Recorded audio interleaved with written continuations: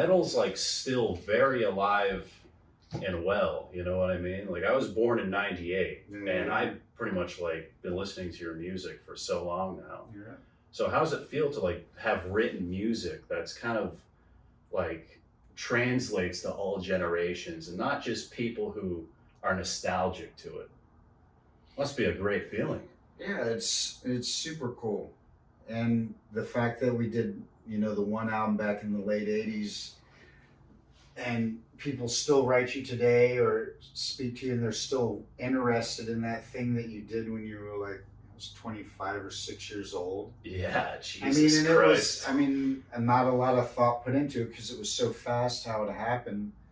It was a lot of improv and just coming up with things on the spot. And then I was right on the road with them. There wasn't any rehearsals or working tunes out. It was go in, cut all the solos, and do some of the rhythms on the album, and we were out on tour. Was Darkest Hour, was that completely like improvised? Didn't you like write that in like a night? Yeah, that was the first thing. I was teaching Jay Reynolds. He was a buddy who lived in a house that I had lived in West Hollywood. I'd given him some gratis lessons at the house, and he ended up, for one reason or another, I think it was because he was their heroin dealer. Networking, I guess. Yeah, networking. That's how he got the gig. And, he called me.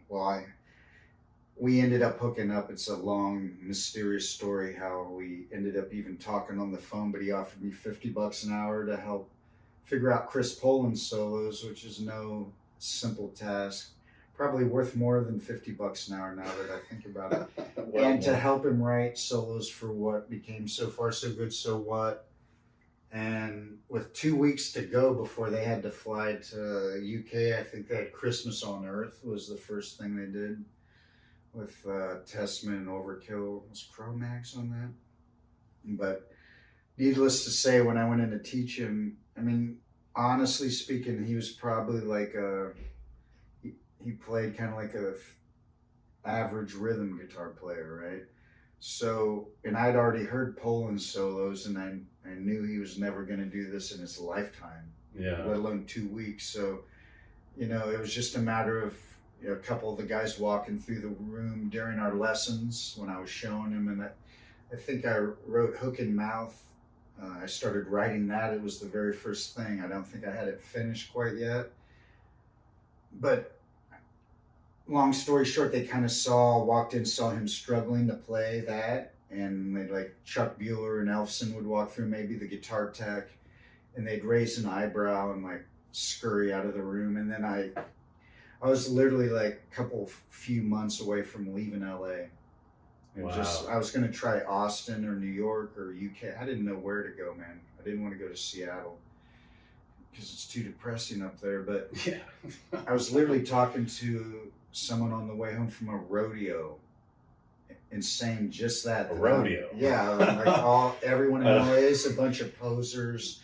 They're not in it for the right reasons, because all the musicians I looked up to from, Holsworth to Gary Moore and Steve Morse and players like this, I wasn't meeting the kind of players that were in their bands that I related, because I knew all who played with these guys, and I was like, I wasn't meeting those kind of players, so I was ready to exit stage left. I got home from the rodeo, my answering machine was blinking, and it was a message from Mustaine inviting me down to the recording studio, come early. He wanted to talk to me the next day, so we ended up walking up and down Melrose, and by the time he got back to the studio, that's when he gave me the cassette of Darkest Hour.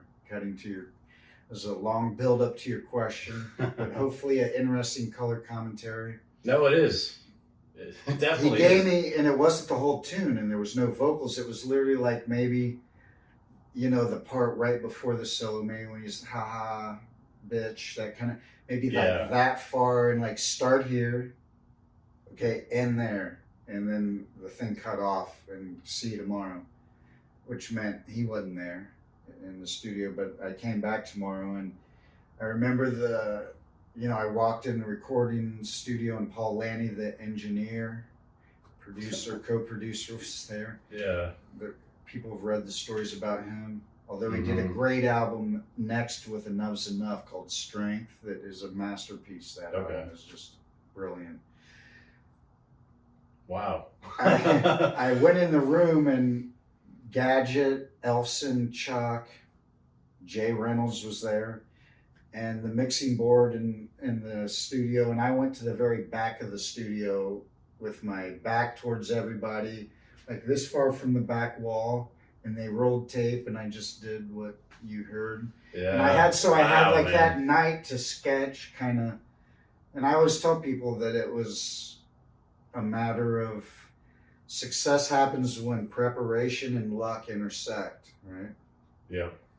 And I happened to have just got out of GIT, and my chops were up, and I was playing a lot. I remember Gary Moore, Victims of the Future, had just been released, and his tone on that was super heavy, and he was doing a lot of killer chops, and I was really working with that album. I remember standing out on my balcony, my cable would stretch, and I was on the second floor, kind of like this in an apartment, just stand out and just shred, looking over the swimming pool. And wow. So I was ready for the call when the message was beeping, the machine light was blinking. I was ready for the red light in the studio to go on. And so once I did Darkest Hour, they were all jumping around the room. And so I think I went back the next day and did Hook and Mouth because I was close on that. And then I did that pretty fast, so they probably gave me Liar 502, and I probably took it in the next room for 30 minutes or whatever and played over it and walk in and go, okay, let's try something.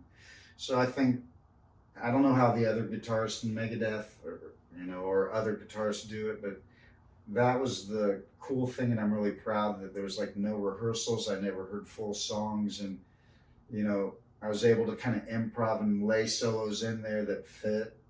And kind of took the band to a different level. Someone's saying today, they felt a lot more classical influence in the solos, and that maybe definitely the Randy Rhoads kind of Van Halen thing. Well, it makes sense. On your YouTube channel, you did a Randy Rhoads tribute, which is pretty awesome. Like D and stuff. Yes, yeah, we did. Well, that was a whole tour. It started out just as a gig at NAMM. People know about the NAMM show. It's for those uninitiated in America, there's the National Association of Music Merchants. It's a tongue twister. Say that 5 times fast. And every year, twice a year in Anaheim and in Nashville, they have a music trade show, which is where all the music product makers, from guitar picks and drumsticks to full PAs and light shows in the arena at the convention center, demoing and everything in between. Every guitar company, every drum company. Wow. And all leads back. And a lot of people are familiar, and they've seen videos and know that there's concerts that happen at the night once the show stops at 6, kind of like this show that we're at. There'll be concerts at night.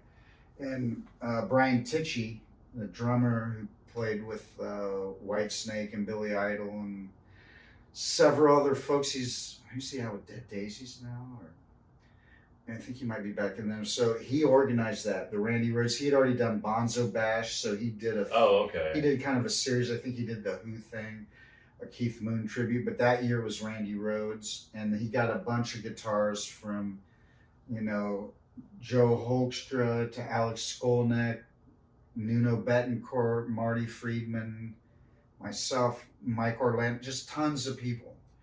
And we all came, and they did as many Ozzy and I think probably some Black Sabbath tunes, and Rudy Sarzo played bass, which was cool. And so you had the guy who was with Randy and Quiet Riot and Ozzy there on the stage.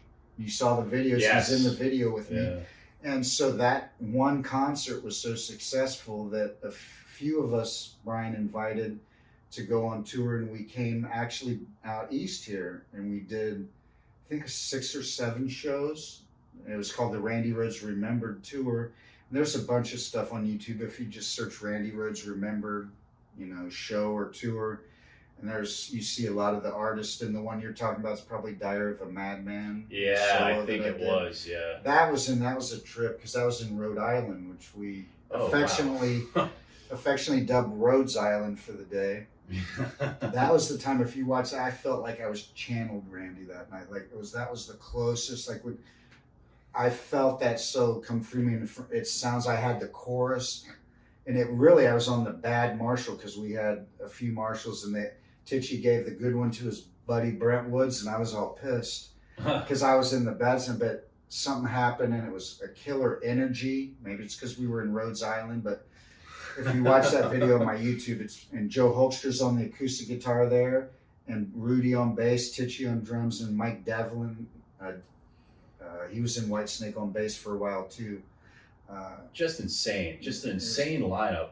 Yeah, and there's also my YouTube channel. I think Goodbye to Romance with a few of us, kind of acoustic, and I'm doing the electric solo. So that was a really cool tour, and I did the Montrose Remembered, which was also out at NAMM, and we had, you can see Bad Motor Scooter on my channel, and that had a killer. We had Gilby Clarke, Doug Aldridge, Brad Gillis, David Elfson, and me, and that's the first time Elfson and I had ever been on stage since Monsters of Rock Castle Donington, 1989. Wow. Was at the Montrose Remembered, and no one even barely noticed that. That was a really historic moment, and now here we are all these years later. We barely saw each other that night, barely spoke. If we said hello in passing, and now here we are all these years later with Elfson Young and Kings of Thrash. Yeah. So now I'm just curious. So you joined the band because you had a student, who didn't make the cut, so they had you come in, and you joined the band. You were straight edge, right? What was that like coming into the band? Not fun, not cool, and not advantageous to one's health or sanity. And I made a pact of the moment I found out the situation in the band, but I'd stay as long as it was healthy. And you see how long that was? Right? Yep. Which was probably the best thing for your health, Yeah, dude, because I didn't want to be around that. And the music, it was great, but I wasn't, with the headlines this week, Mustaine finally coming out saying he can't sing that good. Like, tell us something we don't know, but I didn't care for that. I have perfect pitch, so it's hard for me to hear a singer that's like out of key every night on stage and hear that. It's like listening to a guitar that's out of tune. It's horrible, man. Well, Megadeth, it's never had good vocals, you know what I mean? So it is funny hearing that. I like how it sounds with Kings of Thrash. Oh yeah, so way better, a little thicker. Yeah. Chaz does it right. Some dynamics, some actual, stuff. He got it right. So. Yeah, but I mean, it was a great. That was only a short period. Again, you're in your 20s and you're so immature.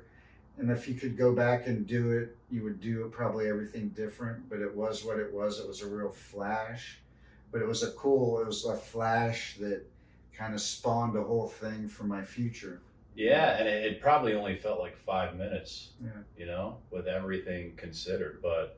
And the weird thing though is the next big musical thing I did, the Brazilian project with Baji Assaji. Having done that didn't help me at all to get that gig or to break in, because that's crossing over from metal to world music and Brazilian in a totally different world where that name has no cred. Yeah, and it's even looked down on. Yeah, how long did it take for you to recover? You're talking about like this girl's brothers they're considered the greatest classical guitar duo in history. So when people ask me, someone just did it yesterday, they came up with me, I hate to ask this, but what was it like working with Dave Mustaine? And I played him a video on YouTube. I pull up the same video as Sergio Daiosagi playing this one song, and I go, why are you even asking me about that guy when I sat at the feet of these guys? Yeah. And I collaborated and worked with these guys, and you don't even know this, man. And it was just a thing how our album, there was a big stir up at the label that we were on when that album came out. So a lot of it got kind of lost in America, where it went to #1 in Germany and elsewhere in the world. It charted really high, but right when the Brazilian album came out, Seagram's Whiskey out of Canada bought Universal Motion Pictures and Polygram Records, which was already the biggest label in the world with a lot of subsidiary labels underneath it, from A&M, which you're talking about, like from Janet Jackson to Extreme. I mean, they have the Herb Alpert catalog, to the Island Records, which is from Bob Marley to U2, Melissa Etheridge, and all the Chris Blackwell finds, to Verve Records, which was the label we were on, which is like the most legendary jazz label that has like the Jobim catalog, Billie Holiday, So cool. Diana Krall. So we're on this legendary jazz label, but there's this big stir up at the label. 3,000 plus people in America lost their jobs. So we like all the money to promote that album and video budgets and just shrank right up because everyone's just protecting their job. But meanwhile, in the rest of America, the company shakeup wasn't as drastic. So that's why, like in Germany, we toured there for a month solid, like opening for Joe Cocker and Cassandra Wilson. People don't know Cassandra Wilson, man. You need to find that girl's voice. She did a tribute album to Miles Davis that I highly recommend. But Incredible. Playing like opening for Caetano Veloso, who's like a Brazilian legend, you know, just a total other world that's, you know, was just as, if not more musically fulfilling than doing the Megadeth thing. And it's just a drag to be stereotyped a little bit, and people in America like have no exposure to that, because I was living in Brazil for 4.5 years when I did that. Wow. And like people in, like if I go to Europe, people will know, like when we played Paris, there was riots in the street, you know, but you come to America and you say even the family's name, no one, they look at you with the fluoride stare they haven't even heard. But when we end the interview, I'll play this video, the brothers, and you're going to just be, after you pick your jaw up off the ground, you're going to say, this is literally the most beautiful guitar playing, like in synchronized. Maybe you can put the link to the video. Yeah, so I people can totally see it on, is this on YouTube or your podcast? Yeah. Because it's a specific song and people should see this. I mean, everyone should hear these brothers. They were schooled by Andres Segovia's protege, the father. It's an amazing story. Moved the family from São João de Boa Vista, the countryside of São Paulo, to Rio de Janeiro to study with this lady, and they were playing together since they were this tall. So it's like how the Van Halen brothers play together, or like how siblings sing together. You can never have this kind of synchronization. That connection. Like, yeah, in a 2-guitar band like Megadeth, when you just met the guy a year or two ago or last week, you know, or you got a hired gun from Guitar Center. And Dave's also was a control freak, you know, completely. So that's you know, two ends of the spectrum completely. But that's so awesome to hear. And this is why I really wanted to do this interview, because you're doing so much and you've done so much even before Megadeth, you know, and I hate, it's so bullshit seeing things where Dave's going, Marty's the only one doing stuff. Dude, that's headline We're All in Rage. I'm just like, what about that little #1 Brazilian world music album I did over here, douchebag? I mean, Stupid. And that it just promotes, and that's his whole mission, just to promote disinformation and disinfo and lie. I mean, But you're a victim of. Yeah, and the funny thing is, he aims at some liar at other people when he needs to look in the mirror, man. Because the stuff you say and the songs you write, you're writing about yourself. Yeah, and it's recycled trauma. Yeah, and so it's great, and it's great I have this opportunity, and that you notice that, and that we get to talk about stuff other than, because the Megadeth's cool and that was cool, but man, there's like when you hear the Elson Young stuff that we're coming out with, the original stuff, because it's got the thrash element, enough speed, because really, and that's a thing, thrash has really also been misbranded and has a bad stereotype in my mind, and like people like they heard like Bridges Burn even when we were doing it on tour with you know, the other singer than who we'll be using, but on the original stuff, but they were like, it's not thrash. If you look up the word, because I did when they came up, because management, I forget who, one of Dave's buddies came up with Kings of Thrash, and I wasn't sure if it was a cool name for the band or not, and I looked up thrash in the dictionary, like online, and really what it is, it's got attached to metal, but it's really just a fast passage of music. It could be classical, really country, really I mean, there's some blistering hard country. Some of these fast chicken picking country, not like what you hear on CMT, but like stuff like Steve Morris and these killer, like, you know, Brad Paisley and these blistering Danny Gatton country players can Danny do. Gatton, man, And or that even rockabilly stuff. Roy Clark, I mean, from Hee Haw, that shit is blistering to play, and that's thrash. I mean, it's a fast passage of music. So I digress to say that there's plenty of fast, there's plenty of thrash in what we're doing on the original stuff. But man, David and I have lived so many lives since Megadeth, and we've been exposed to so much music and growth. I've lived in other countries.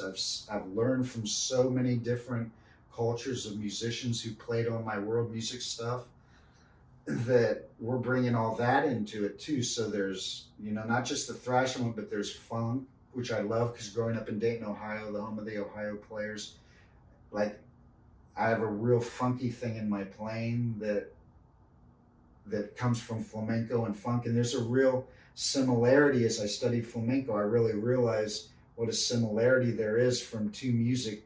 You know, one originated in like Ohio in the Dayton Midwest, and the other in southern Spain in Andalusia region, but yet they have this funky thing that makes you want to dance. Yeah. You know, there's blues, jazz, rock, every kind of influence in these songs. And all, you heard Bridges yesterday. I played you with the For two versions, yeah. So you know kind of what the vibe is, and there's proggy stuff in there.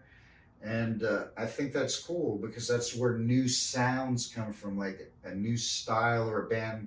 When you heard Van Halen and it came out, and it didn't sound like anything else, but yet it had elements of everything else. Yeah, and that's what's so cool about this, you know, super group of musicians. You know what I mean? Because we get things like Bridges Burned, and it's like, and it's so fresh, the entire song. There's never a moment where it's like, oh, gotta wait for that riff to end. All right, here's the. It's so that's why fresh. I don't like songs that are. I think a song should morph, and like Michael Hedge is another great acoustic guitar player who was kind of like the Van Halen of steel string. Rest his soul.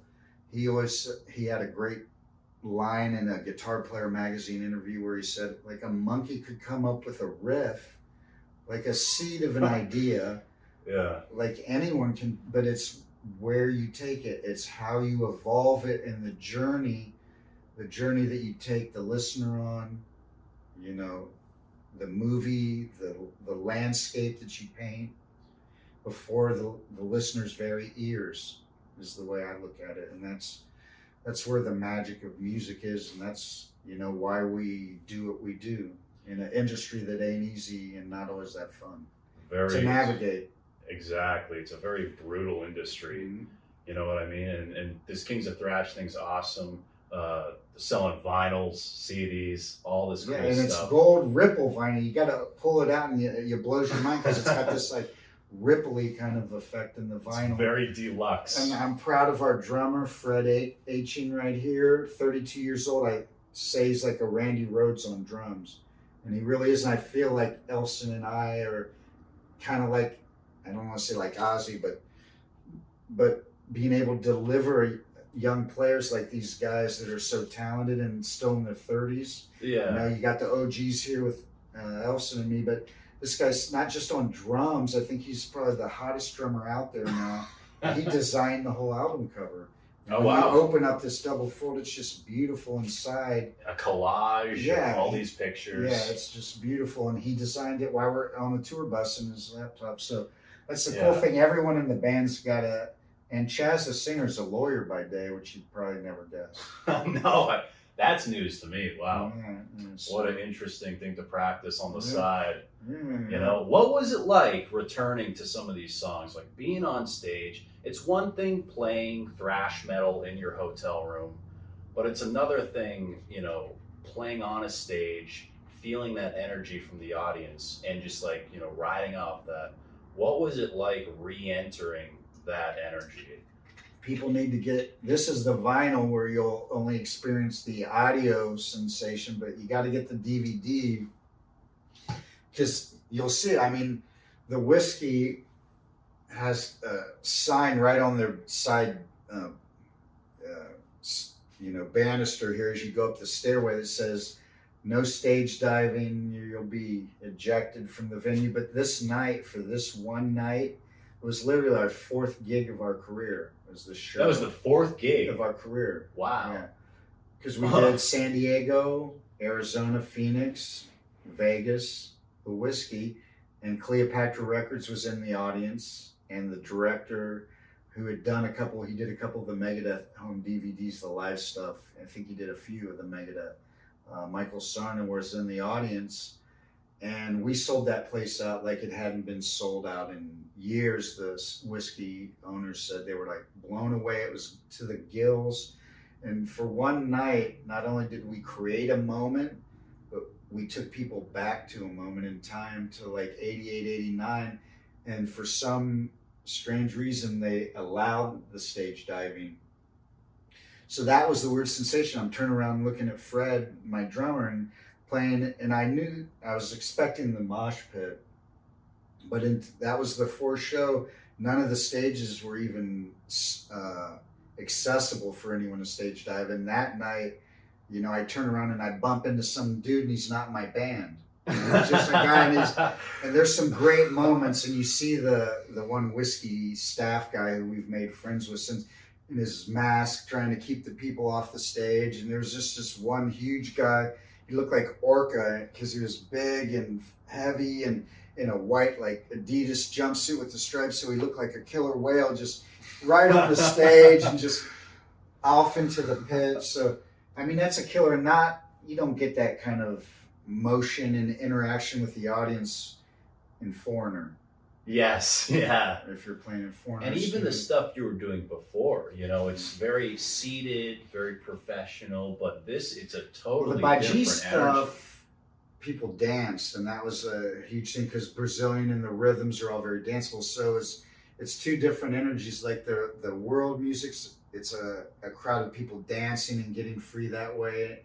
At this kind of show, it's more moshing and skanking and that kind of thing, and headbanging and people getting into it. But it's the point at the end of the day is you see 2 different genres. You see not how foreign they are, but how similar people are, and that it's a release either way. I mean, that's what it is. It's a release, and music's a therapy, and it's to heal the frequencies of the sound. Hopefully it's elevating our frequency and lifting our consciousness higher, right? Yeah, which is why it's so much more exciting that you're putting out new thrash material, because you're like 10 times the musician you were while you were in Megadeth. You have so much, culture now, and the amount of other things you've picked up from is so awesome. And it's definitely and we're bringing, and that's cool. record. We've done 5 tunes in the studio. We're tracking the album in Arizona. And this killer, like half above ground, half underground studio. You can see some of it on my Facebook. We've got videos and pictures, and it's called the Focusrite Room if you want to find it on Facebook, because they got a page, and it's a huge mixing board. It's the biggest Focusrite board. It looks like, you're in Starship Enterprise in some spaceship. They brought each piece of this board back from South Africa. It's a real holy shit. It's a real treat to be recording in this room, and then the other parts underground where Fred the drummer and where me, we did the guitar tracks live together, like how Eddie and Alex do the Van Halen stuff. Just him and I. That's how we start the tracks, drums and guitar one. We lay that once, then Elson did his bass, and then I'll go back in and double guitars and start doing other counterpoint guitars, and then vocals come in and leads. And so, but it's coming out really, really cool, and every song is different. It's like every song's like a different movie, but they all jive together. And we got 5, and from the labels we're talking to, people seem that they want to buy. Our kind of audience likes the physical product, whether it's the DVD. They want to hold the album, they want to open this and pull out and have the cool Ripple gold vinyl, or the DVD, and they want to read the liner notes and whatever. So they feel, the labels we're talking, feel better. We do a full length instead of an EP, so that means we still got 5 to write, but we write pretty fast, so Yeah, I'm hoping you we play can pretty get it out. fast too. Yeah, we write at Thrash speed. We can. Yes. We hope to get it out either late this year or early 2024. That is first so quarter would exciting. be cool. And I think if people really give it a chance and don't try to compare it to Megadeth or Thrash or anything else, and just take it for a new sound, I think they're gonna be really stoked with what they hear. Yeah. Because it's a lot of stuff in there, and it's like, I don't want to listen to the same style of music all the time. I don't want to listen to just one thing. It's very narrow, and I think if you listen to the thrash market, everything kind of sounds samey. You know, just like if you listen to the radio, it's all the same. You know, new sounds come from mashing up cultures and genres and eras of music. Like people who take like gypsy jazz from the 1940s Moulin Rouge and bring it in, you know, to our music. We have a little bit. I brought in our fifth original. I finally got some Django Reinhardt, like gypsy jazz, Awesome. chord progressions, and it's heavy. It's really like this song has kind of, it's cool, man. It's got kind of an Australian, like kind of AC/DC, you know, Tattoo Rose kind of, you know, those kind of bands from Australia kind of vibe, but it's got really thrashy vibes in it too. So in this fifth song, we went in with 4 songs ready when we went to Arizona, and I had started a new one when I left Vegas. And by the time, literally the night before our last day, and Fred had gone to see Obituary with Elson, I wrote the last riff and videotaped it, sent it to Fred, which means he probably didn't hear it till midnight 1 whenever he got home. How many times could he heard it in a full day of tracking and going to a concert? Yet he came in and we threw down the 5th song at like 1 o'clock the next day in like 2 takes, I think. And that's killer too. So yeah, really awesome. And you guys are about to do your Australian tour, which is like next very week. exciting. Yeah. Next as week. Soon as insane. I get back, I fly back tomorrow to Vegas, and I literally unpack, repack, and leave the next morning for LA. I got 3 days there, and we rehearse, and we leave the 7th. Chaz and I, the singer, leaving the 7th. Elfson's over in Europe with Dieth, that band. Yeah. He's the are they death metal?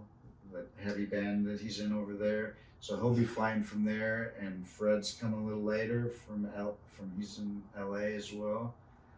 And we'll meet over there, and the gigs start in Canberra on the 12th, Brisbane on the 13th, Melbourne on the 14th, and Sydney on the 15th. It's 4 shows in 4 days, you know, and we have to fly, and it's going to be, yeah. You know, we don't have our gear. I'm taking 2 guitars. I think we're all taking 2 guitars, and I have a little Richie Kotzen fly rig, like it has all my delay and pedal, like my reverb delay, chorus in there, and an overdrive and a lead boost. It fits in my computer bag, and whatever amps we get, we're gonna go rock it, man. So fucking awesome, because people my age and around my generation never got to see these songs ever played live.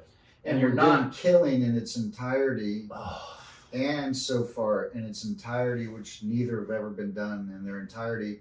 And you asked me, it's cool to go back and play the So Far songs. Obviously, I'm more familiar with, because we did 4. I think we did 4 Killing tunes. Of course, we did Boots, but we did 3 others here and there on the So Far So Good So What tour. But I didn't know all the songs, and getting to go back and learn all those was killer. It was a cool experience, and luckily, when I got that gig years ago, I went to Capitol Records, and I had the engineer yank the 2-inch tapes, and I put them up on the machine on the Studer and soloed the band. I cut the drums, cut the vocals, the bass, and just had the rhythm guitar. And I got all the rhythm guitars on the cassette and all the leads soloed, and that's how I figured out Chris's stuff. And I didn't get Mustaine's leads, so I've had to figure all those out by ear, but I kept those cassettes by some miracle. I've lost so much stuff over the many moves and locales over the years that I've lived in, but somehow I've kept these 2 tapes. One has the leads, one has the rhythms, and I got P-Cells, which Dave did all the leads on, or the rhythms on Killing, but Chris was doing rhythms by that time on P-Cells, so I got all Chris's rhythms, all Chris's solos, And that's how I was able to figure his stuff out so close. And then I take that off this cassette, put it in my laptop, you know, transport it and figure it out with an app where I can slow the shit down to like by increments, really slow. Yeah. Figure out every note and get it right.